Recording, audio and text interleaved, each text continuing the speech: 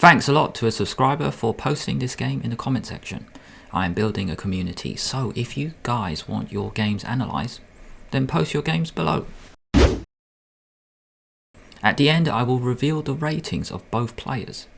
This game was played on Lichess. Both players had 10 minutes each on the clock. Let's take it from the top. e4, d6, d4, knight f6. We have the perk defense or the piets, knight c3, g6 and bishop g5. A very aggressive way for white to play. Bishop g7, h3, protecting, guarding the g4 square. And after castle, bishop c4. So let's talk about this position. Let me explain every arrow. When there's a bishop on this diagonal, a good way to strike in the center is c5, because when you do that, you open up this diagonal for your bishop. By the way, there's a unique situation here, because after bishop c4, you can actually play knight takes pawn. The only reason this works is because after take, now you can go d5 and you fork both. If you move the bishop back to defend the knight, take, take, and then we can even take in the center. Now after c5, if you take, we play queen a5. There's pressure on this diagonal and along the 5th rank as well, so you cannot take because you drop your bishop. So one way for white to continue, you can play queen d2 and then you get your pawn back. Let's go back a few moves. Our subscriber played knight d7 here. Fair enough, the knights defend each other and we can go c5 next, and that is exactly what they do. Knight f3, c5.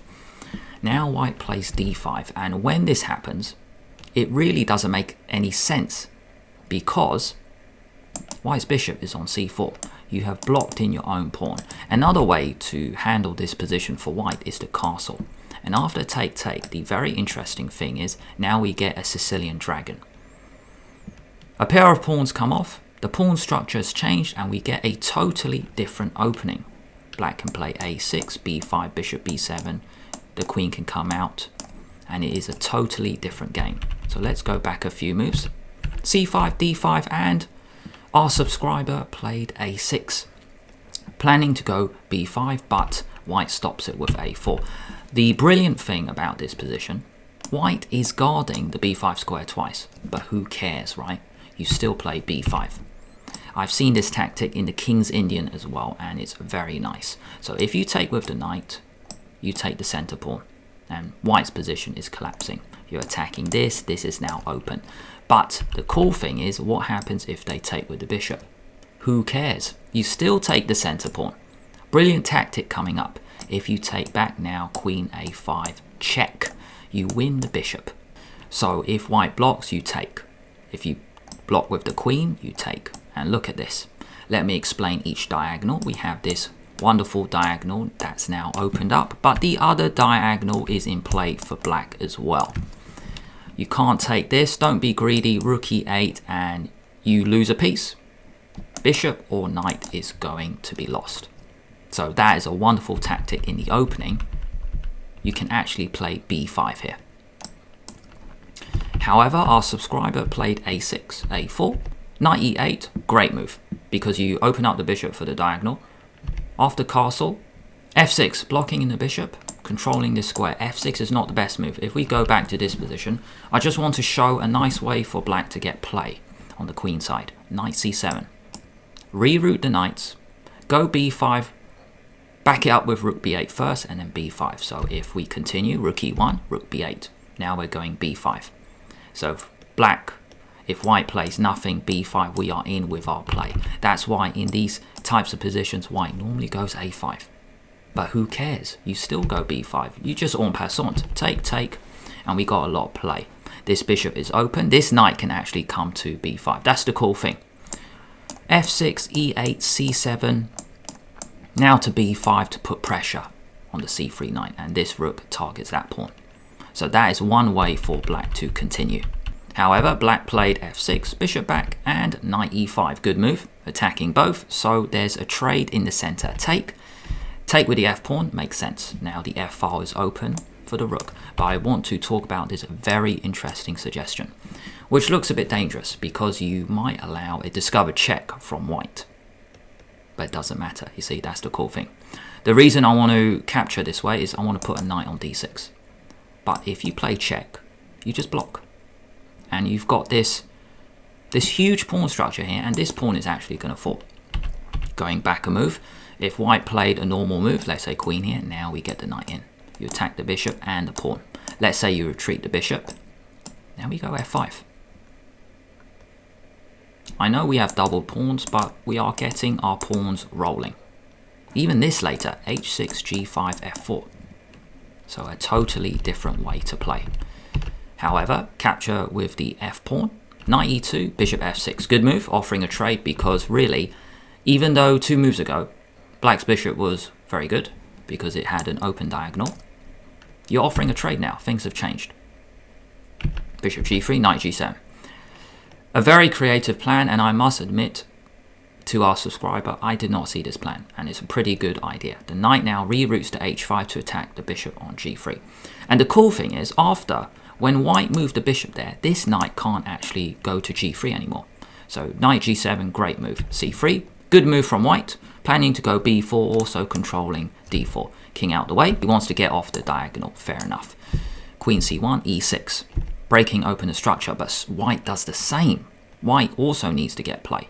Take in the center, take, and now queen e7. So really what happened, you've allowed the bishop in the game. You've improved the placement of the bishop. So I don't think I would play e6 here because you're getting white's piece in the game. Let's go knight h5. And then if you move the bishop, and then maybe just get the pieces out. Bishop d7. With that move, you're playing b5 next. Rook b8, you can back it up. e6, f4. Take, take. White's bishop is now a great piece. Queen e7. And white opens up the f-file. So now the tables are turning because white is coming in. Take. Take on e5. Check. Take. Take, take. And queen h6. Great move from white. And I think white has a big position. But stick around because things are about to change. And then they change again. They turn and then they keep turning. Bishop e6 offering a trade, but it does blunder the b7 pawn. Or does it? So our subscriber allows to capture. On b7, rook b8, we get the b file take, and now we're in. There's some counterplay here. The bishop does defend the knight. So that's sorted out for now. Rook f1, attack the queen, queen e7, good move, and knight g3. c4, great move. Shutting out the bishop, let me explain every arrow. So, firstly, we shut out the bishop, but we also threaten a very dangerous check on a7 to pick up the bishop. When I first saw this, I thought you just check on that square. No. Even better. Let's check on b7. Bishop b5, protecting the bishop. King g8, rook a1, allowing a stunning, absolutely stunning tactic here.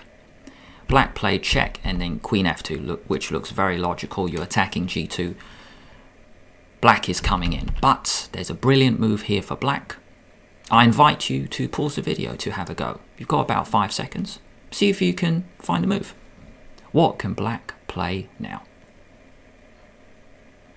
Queen a7, check. The king moves out the way, and now rook takes b5. We are using the pin on the a file and we pick up a bishop. A brilliant tactic. Queen c5, check. King h2, queen f2, threatening mate, rook g1. And now rook c2. So black has a great position. This pawn is not going to queen anytime soon. I really like black's position. a5, take, threatening the knight. a6, blunder. Black is taking over now. Queen takes knight check, but both players are running low on time. Remember, both players start with 10 minutes each on the clock. Rook a3 first. Now, white has a chance to save the knight. Let's say queen g5 to defend it, but white missed it as well. Queen back to c1 to attack the rook. After queen c1, our subscriber doesn't miss his second shot. Queen takes g3 check. Black is totally winning. But things are about to turn yet again. Black is winning, but doesn't mean you're going to win the game. Let's see what happens. King h1, bishop takes h3. Great move, because if you take, that's mate. So what happened? Well, let's have a look. Bishop takes h3, great move. Bishop takes c4, check. King f8. I would say this is the first blunder for black. Overall, I would say black has played a great game. Bishop c4 check, just block the bishop. White only has one attacking piece. I think it's fair to just trade it off. If we take, we just take back and we're good. By the way, we've got queen h4 mate all of a sudden. That pawn is no longer there. Check, doesn't matter. You can even go king g7, or you just block with a knight. Queen h4 is mate. The guy can't stop it. So going back 2 moves, king f8 played, but now check. So now it's white's turn.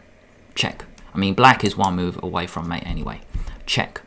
King e8, and we're safe. There are no good checks actually after king here, because if you play check, you lose your rook. But black played king d6, but now check. King c5, the king is going on a run. Check. King b4 is almost mate. Queen g2, rook a1 is mate, but check. King c3, and now white plays a brilliant move, winning the queen, because the queen and king are along the 3rd rank. Rook f3 check, game over. Both players are very low on time. King d2, but queen b2 check. White has actually done a great job finishing our subscriber off. After queen b2 check, king moves back and doesn't even take the queen. Just checkmates the guy.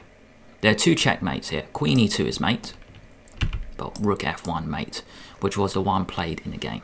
So overall, a very exciting game. Ups and downs throughout. The ratings for both players, white was 1785 and black was 1797 on Lichess. Thanks a lot to our subscriber for submitting the game. If you enjoyed this video, please give it a like, because it really does help out the channel. Post your games in the comments, because I'm building a community here. I'll see what I can do and put it into future videos. Subscribe to the channel and press the bell so then you'll get notified when I release a new video. If you guys want to stick around, I've got a couple of videos over here. Here is YouTube's choice. If you don't like that option, you might like this one. How to play the King's Indian. Thanks for watching.